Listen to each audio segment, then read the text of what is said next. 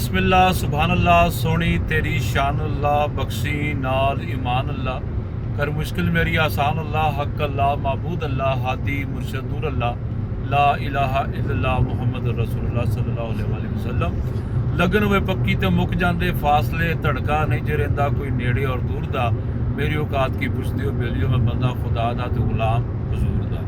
अस्सलाम वालेकुम सत श्री अकाल ते हसदे वास्ते रहो। ਅੱਜ ਅਸੀਂ ਟੋਬਾ ਟੇਕ ਸਿੰਘ ਤੋਂ ਇੱਕ ਟੂਰ ਲੈ ਕੇ ਜਾ ਰਹੇ ਹਾਂ ਦੋਸਤਾਂ ਦੇ ਨਾਲ। ਇਨਾਮ ਮਲਕ ਅਬਾਸ ਸਾਹਿਬ ਸਾਡੇ ਨਾਲ ਨੇ, ਚੌਧਰੀ ਅੱਲਾ ਰੱਖਾ ਸਾਹਿਬ ਨੇ, ਰਾਣਾ ਸ਼ਾਹ ਨਦੀਮ ਸਾਹਿਬ ਨੇ ਤੇ ਅਸੀਂ ਇਸ ਵੇਲੇ ਕਲਰ ਕਹਾਰ ਦੇ ਕੋਲ ਆ ਤੇ ਜ਼ੇਨ ਬਣਿਆ ਯਾਰ ਕਿ ਅਸੀਂ ਨਾਲ ਕੋਈ ਗੱਪਸ਼ਪ ਲਾ ਲਈਏ।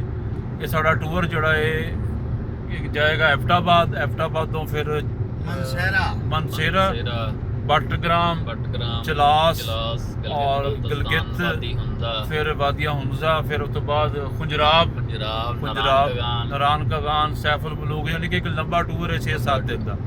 बाकी इंशाल्लाह असी नाल तुहानू अपडेट भी करते रहांगे इस हवाले नाल कि उत्थे की सूरत हाल है, क्योंकि बहुत सारे दोस्त बाब कहते सन सानू कि अजकल उत्थे बारिशां बड़ियां लैंडस्लाइडिंग बड़ी है तो लेकिन एक असी कोशिश करांगे कि आने वाला वेला ਤੁਹਾਨੂੰ ਉਹਦੀ ਅਪਡੇਟ ਵੀ ਮੌਸਮ ਦੀ ਵੀ ਅਪਡੇਟ ਦਿੰਦੇ ਰਵਾਂਗੇ ਤੇ ਨਾਲ ਉੱਥੇ ਕੀ ਹਾਲਾਤ ਨੇ ਉਹ ਵੀ ਤੁਹਾਨੂੰ ਦੱਸਦੇ ਰਵਾਂਗੇ।